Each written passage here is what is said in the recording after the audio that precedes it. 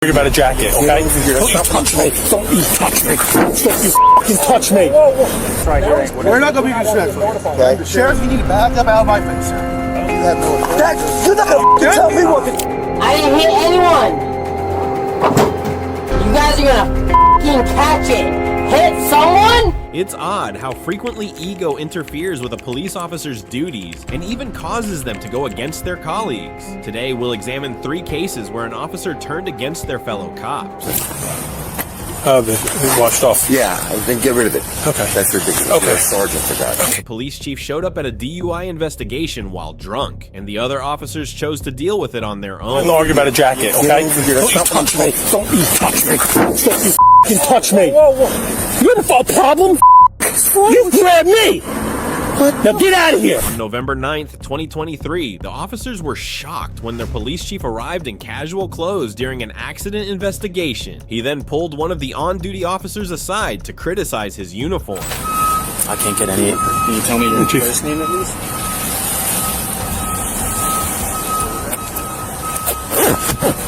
First of all, why do you got a jacket on that's not fit to be worn?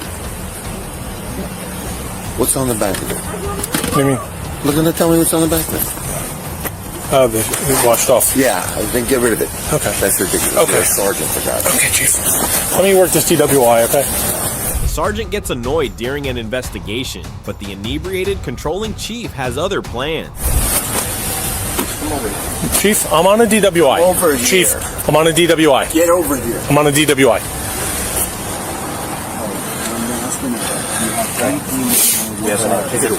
Chief, I'm working. I don't have time to argue about a jacket, okay? Don't you touch me. Don't you touch me. Don't you fucking touch me. You have a problem? You grabbed me. Now get out of here before you get a problem. Take him, man. Take him. No, you're going to go in. Take him. The chief allegedly attempted to pull the sergeant away, who reluctantly complied. Drunk again. The chief supposedly tried to pull the sergeant away, who reluctantly went along. Chief, you're going to get locked up. You grabbed me. I asked you 3 times to leave me alone. You're obstructing my DWI. Billy, come over here. Take that back. The chief then tries to accuse the sergeant and threatens to dismiss him. That's the first thing.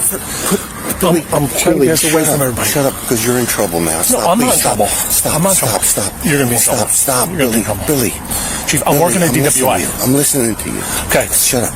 No. You're in trouble because this is the first thing. First of all, I was about to say to you, you stupid. I was about to say to you, what do you need OEM for? You're embarrassing me in front of the men about the jacket. No. That's neither here nor there. Okay. That's neither here nor there. Now we got a real problem, Billy. Yeah, we do. I know. We do. Right, you're gonna have to go inside. No, how about we do No. this? No. we go Billy, inside. Billy, you're gonna have to go inside right now with me. You're gonna have to go inside and We're there's in a gonna serious collision. Billy, you're not doing anything when I'm on the scene. Okay. Angry, the sergeant tells the chief he's engaged in a vital fight. However, the chief replies with these words. Okay. You should know better than this, my friend. No. Listen to me. Grab me. No, I said You were come out of over line. here. You're out of line. You grabbed me. It's on video. Billy, It's on video. I'm not going to argue with it. I have a crash Billy, to work. Billy, I have a job Billy, to do. You're okay? relieved. Billy, you're relieved. Okay. You're I'll relieved. go. No. Billy, you have to understand something. You're relieved. Billy, you're relieved. Go home in the headquarters and wait for me.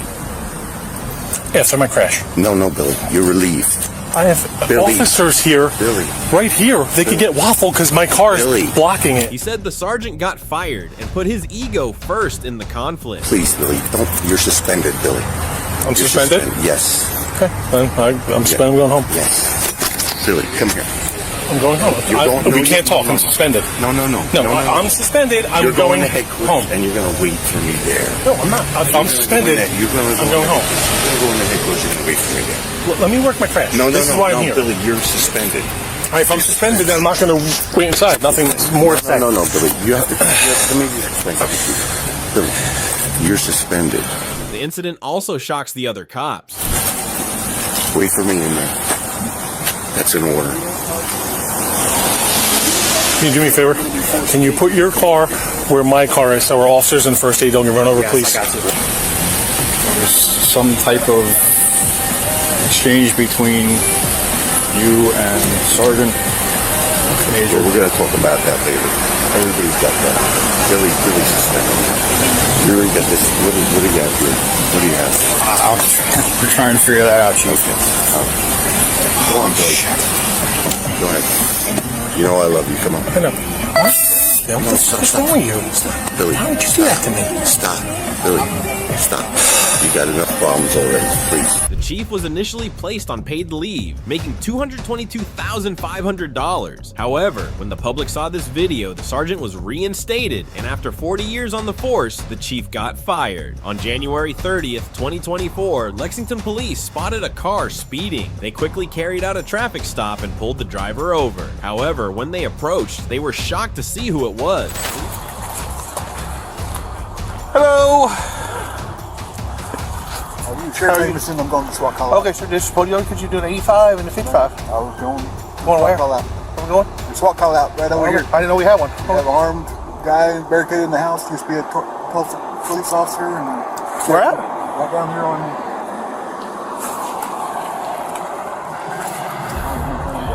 Here in Lexington? Yeah. We have an armed person we don't know about. Cleveland County Sheriff Chris Amazon was caught speeding on his way to a SWAT call. Surprisingly, the Lexington Police Department was unaware of this incident. They then contacted the police chief to investigate the situation. Okay, I'll call our chief and let him know. 301 next. According to the Cleveland County Sheriff, we have a hostage situation at that location.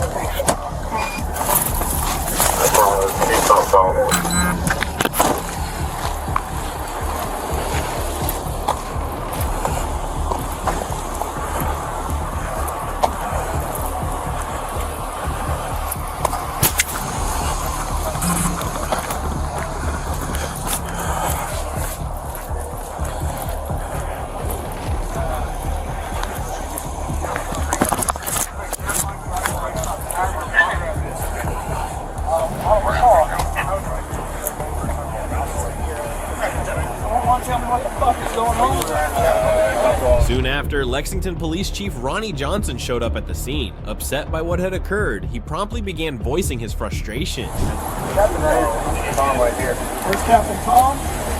Captain Hawk. Yeah. Where's the name? Excuse me, sir. What's going on here? We realized that I'd like to know what's going on in my own damn city. We would have notified you, sir.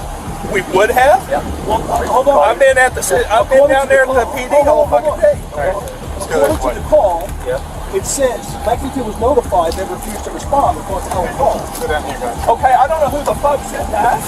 First of all, sir, I know you're the chief. I'm just telling you the call.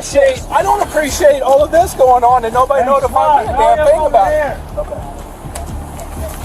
Okay. I'm sorry, what's your name? As the chief expressed his frustration, Deputy Sizem Monsky attempted to intervene, but it didn't go over well with the officers and ended up causing issues. Sir, I am too.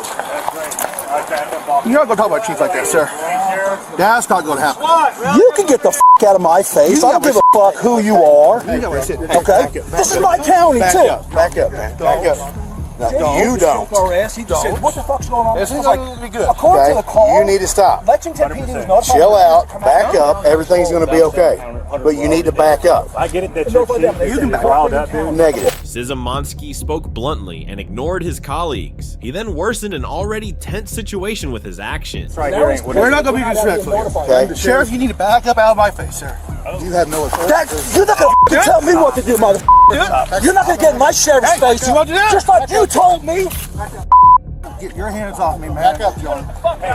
Pull him back. No, he He's just in the came up to my sheriff's face and face. said the same He's shit. getting ready to go to jail. Stop. He's getting ready to go to jail. Stop. Both of you need to back off. This is our operation. This is our county. Understand? Oh, yeah. Perfectly clear. Go 10-8. Perfectly clear. Come on. Just run that way. After the argument, Chief Johnson and the officer left. turning the case over to the sheriff's department. Johnson later told the media that this wasn't the first time the Cleveland County Sheriff's Office had kept them in the dark. The sheriff's office acknowledged the incident, issued a statement expressing regret, and tried to explain their deputy's actions. We can only hope for a thorough investigation, but with the ongoing inquiry within the department, we remain cautious about a fair and just outcome. The next person you saw was an Albuquerque police officer named Jeffrey Wharton. Wharton did something terrible. He beat his girlfriend so badly that she suffered multiple injuries to her head and face. His injuries were so severe that he had to be taken to the hospital, where doctors found he also had a brain bleed. The next day, however, Wharton returned to work at the Rio Rancho Police Department, unashamed. Little did he know that the police were already preparing to issue a felony warrant for his arrest. Just stand by. Okay.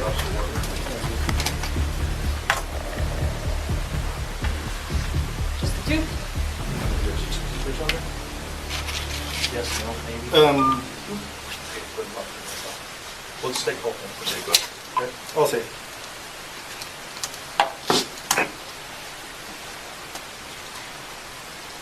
Do you have any other weapons on you? No.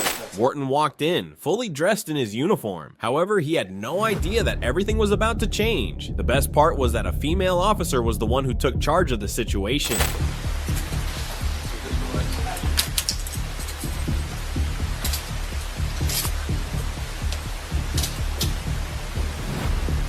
We have one. Do you have any other orders or anything?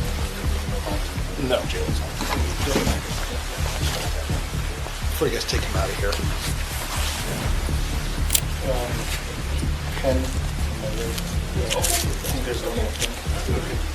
Okay. Mr. Ward? Yep. Shirt. Come off.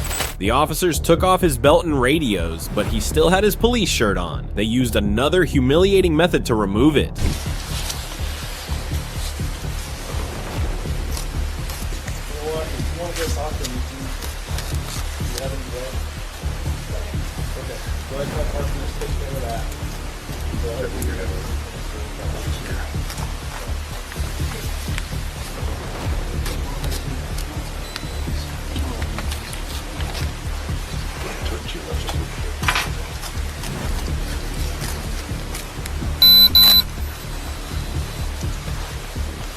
Here, come right here. Pinch him. There we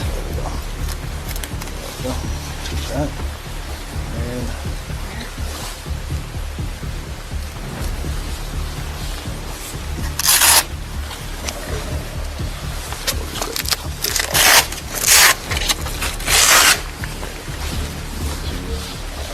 The officers then started to search Wharton while he stood there helplessly.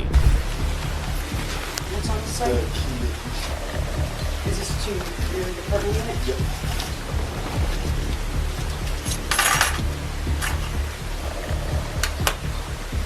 Is this to your backup to your unit? And this? Two more units, yeah. I have Which? my Mustang keys in my unit actually for my personal vehicle. Your personal vehicle. But both of those keys are to personal, like my house. Personal house stuff?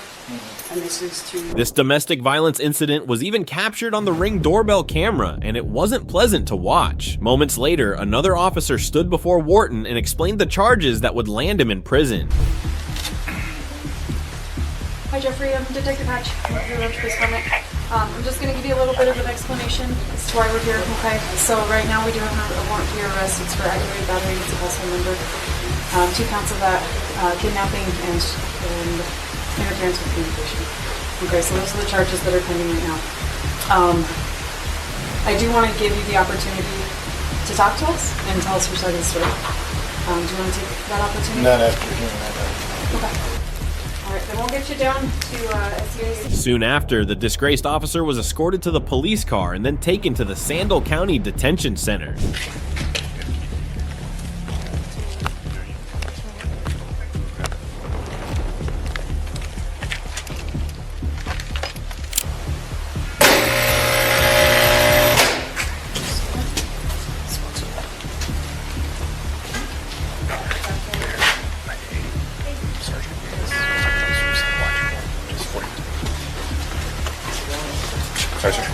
Officer Wharton sat in the detention center with his head in his hands, looking utterly defeated. However, it's fair to say he earned every bit of his punishment.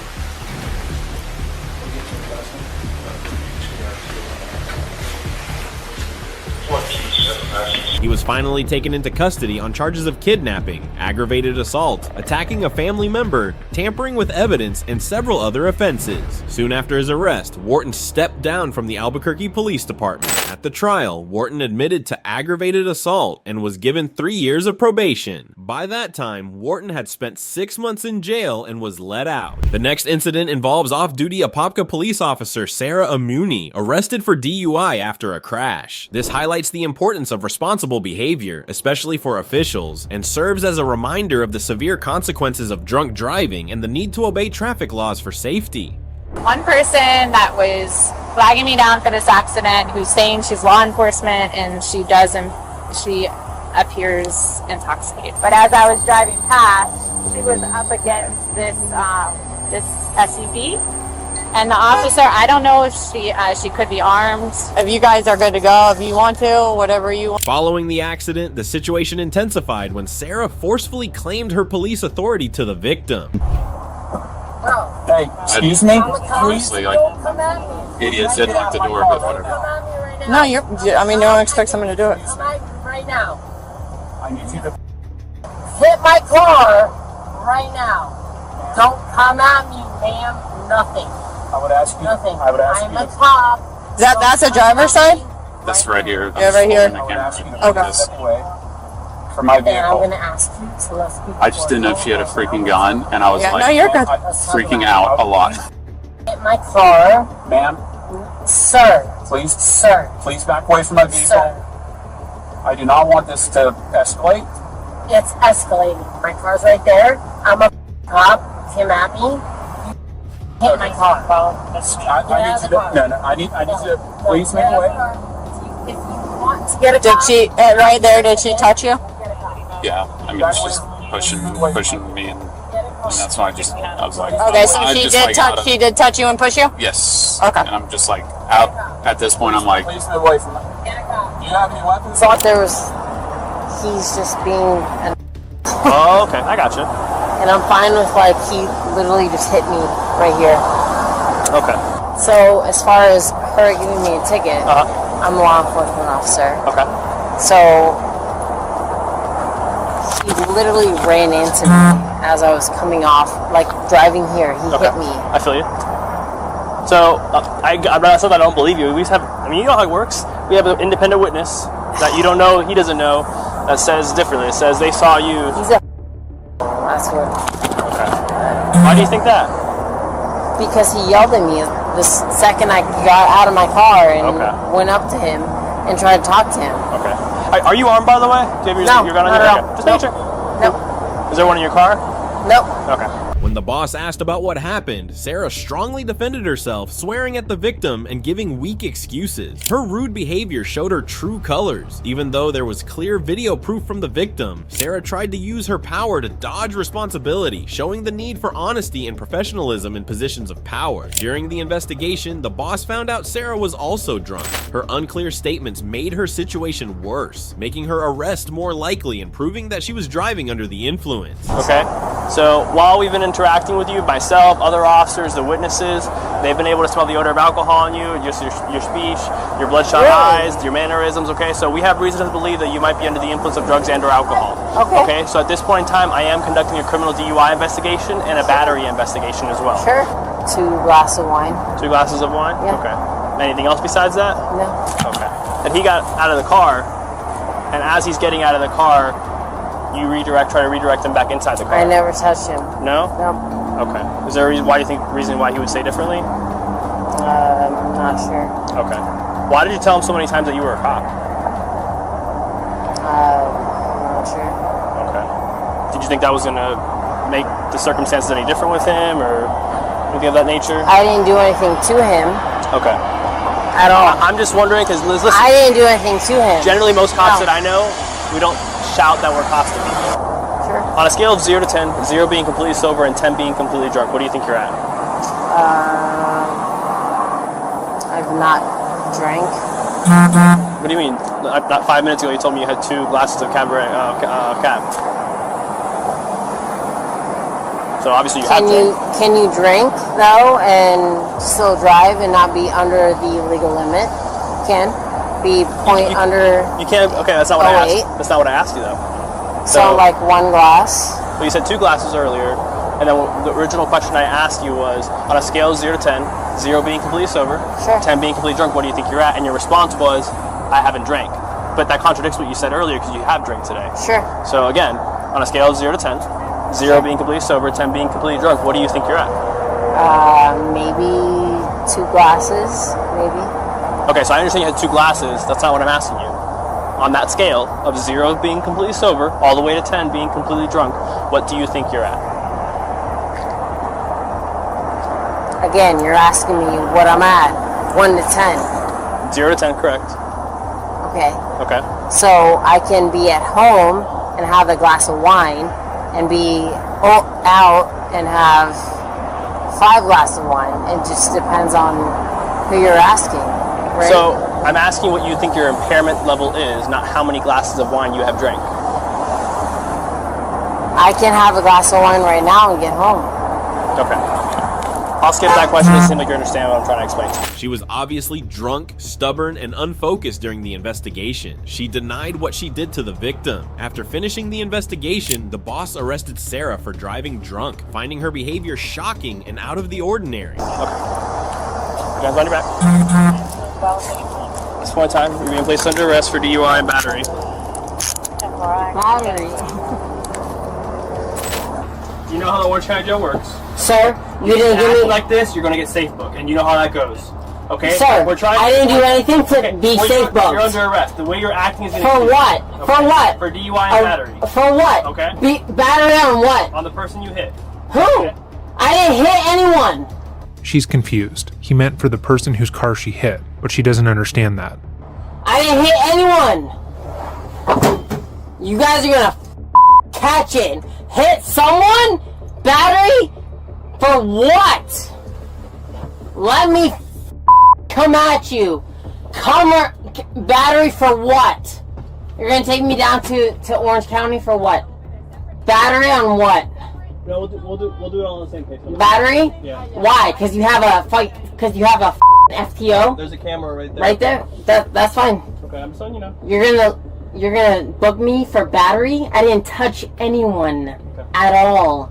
And I never hit anyone's car at all. After the initial incident, Sarah Mooney faced serious charges, including assault, DUI, false imprisonment, and burglary. These charges show how serious her actions were and the potential harm they could cause, stressing the importance of following laws to keep everyone safe. Sarah Mooney's case shows that police officers must follow rules and act professionally. Her choice to drive drunk put public safety at risk and led to a crash. Her actions hurt the police's reputation and broke the public's trust. Police officers should be role models, showing responsible behavior on and off duty. This case highlights the need for honesty and professionalism in law enforcement.